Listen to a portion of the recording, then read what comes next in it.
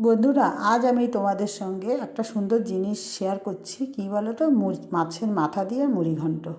তো মুড়িঘণ্ট তো মাছের মাথা তো দিতেই হবে না। গোবিন্দভোগ চাল 1 কাপ ধুয়ে রেখে দিয়েছি, আর এদিকে একটা মাথাটাকে 4 টুকরো করেছি, করে তেল লবণ হলুদ মাখিয়ে তেলে ভেজে নেব। তো ঢাকা দিয়ে দিয়ে ভাজছি কেন? মাথাটা ঢাকা দিয়ে দিয়ে ভাজলে মাছের মাথাটা সুন্দর ভাজা হয়। তো মাথাগুলো এভাবে আমি উল্টে পাল্টে ভালো করে ভেজে নেব। ভাজা হয়ে যাওয়ার পরে মাছের মাথাগুলো দেখো ভাজাও হয়ে গেছে। ভাজা হয়ে যাওয়ার পরে মাছের মাথাগুলো সব তুলে নেব। তো একটা একটা করে এইভাবে মাছের মাথাগুলো তুলে নেব। এবার তুলে নেওয়ার পরে যে তেল থাকবে, আমি আর আলাদা করে কোনো তেল দেব না। তো যেই তেলটা আছে তার মধ্যে 2টো তেজপাতা, গোটা গরম মশলা দিয়ে নাড়াচাড়া করব, আর গোটা জিরে ফোড়ন দেবো। তো দিয়ে নাড়াচাড়া করার পরে আলু কেটে রেখেছিলাম ছোটো ছোটো টুকরো করে, সেই আলুগুলো ধুয়ে কেটে রেখেছি, সেই আলুগুলো এর মধ্যে দিয়ে দেবো। দিয়ে আলুটাও ভালো করে নাড়াচাড়া করব। তো অনেকে চাইলে আলুটা আলাদা ভেজে নিতে পারে, তো আমি ভাজিনি, আমি এইভাবেই করছি। তার মধ্যে একটু সামান্য হলুদ আর সামান্য লবণ দেবো, দিয়ে আলুটাকে এইভাবে ভাজবো। ভেজে নেওয়ার পরে এইবারে এর মধ্যে আমি একটা গোটা পেঁয়াজ কুচি আর একটা টমেটো কুচি এর মধ্যে দিয়ে দেবো। তো আলুটাকে একটু সাইডে রেখেই আমি এই গোটা পেঁয়াজ কুচি দিলাম আর টমেটোটা দেবো। তো সুন্দর পেঁয়াজটা এর মধ্যে ভালো করেই ভাজা হয়ে যাবে। অনেকে চাইলে আলাদা করেও পেঁয়াজ ভেজে দিতে পারে, তো আমি একসঙ্গেই এইভাবে আজকে শর্টকাটে সিম্পলভাবে তোমাদের সাথে করে দেখালাম।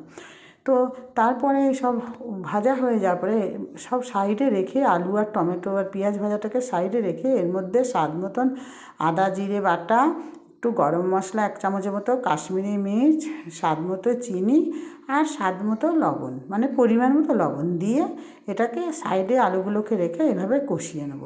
তো কষানোর পরে একসঙ্গে তারপরে আলুগুলোকে এর মধ্যে দিয়ে ঢাকা দিয়ে দেবো। তো ঢাকা দিলে কাঁচা মশলার যে গন্ধটা থাকে সেটা আর হবে না। তো এইভাবে ঢাকা দিয়ে দিয়ে যে কোনো জিনিসই রান্না করলে মানে সুন্দর হয়, আর কাঁচা যে মশলাটা থাকে তার গন্ধটাও থাকে না। দেখো কত সুন্দর কালার হয়ে গেছে। তারপরে মাছের মাথাগুলো আমি এর মধ্যে দিয়ে দেবো।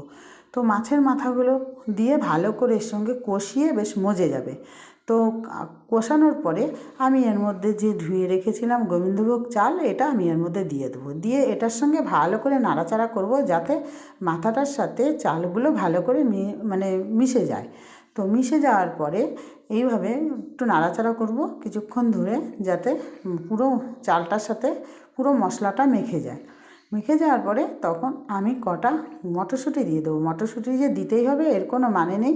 এখন শীতকালের সিজন, মটরশুঁটি তো সবার ঘরেই থাকে, আমার ঘরেও ছিল, তার জন্য আমি এর মধ্যে মটরশুঁটি কটা দিয়ে দিলাম, ভালো লাগে। তারপরে আমি এর মধ্যে জল দিয়ে দেবো। তো দেখো আমার মুড়িঘণ্টটা হয়েও যাচ্ছে আস্তে আস্তে। তো আমি এখানে 2 কাপের মতো জল দিয়ে দেবো। যেহেতু চালের ব্যাপার আছে, এর মধ্যে চাল দিয়েছি, তো চালটা তো ফুটবে, নাহলে কাঁচা কাঁচা থাকবে। দিয়ে একটু কম ফ্লেমেই আমি ঢাকা দিয়ে দেবো, আর দিয়ে দেবো 4টে কাঁচা লঙ্কা। তো ঢাকা দিয়ে দেবো। ঢাকা দেওয়ার পরে 5 মিনিট মতন ফুটবে। 5 মিনিটের পরে দেখো কত সুন্দর হয়ে যাবে। এইবারে একটু নাড়াচাড়া করব যাতে নিচে না লেগে যায়। তো দেখো আমার মুড়িঘণ্ট হয়ে এসছে। তারপরে অনেকে চাইলে এর মধ্যে ধনেপাতা দিতে পারে, তো আমি ধনেপাতা দিইনি, 1/2 চামচ গাওয়া ঘি দিয়ে দিয়েছি। গাওয়া ঘি দিয়ে আবার নাড়াচাড়া করব। নাড়াচাড়া করে আরেকটু ঢাকা দিয়ে রাখবো। ঢাকা দেওয়ার পরে আবার 2 মিনিটের মতো ঢাকা দেওয়ার পরে আবার খুলে নেব। ঢাকা খোলার পরে দেখো আমার মুড়িঘণ্টটা হয়ে গেছে। তো আমি আজকে এইভাবে মুড়িঘণ্টটা করলাম। দেখো কত সুন্দর হয়ে গেছে। ঠিক আছে বন্ধুরা, নেক্সট আবার ভিডিও নিয়ে আসবো।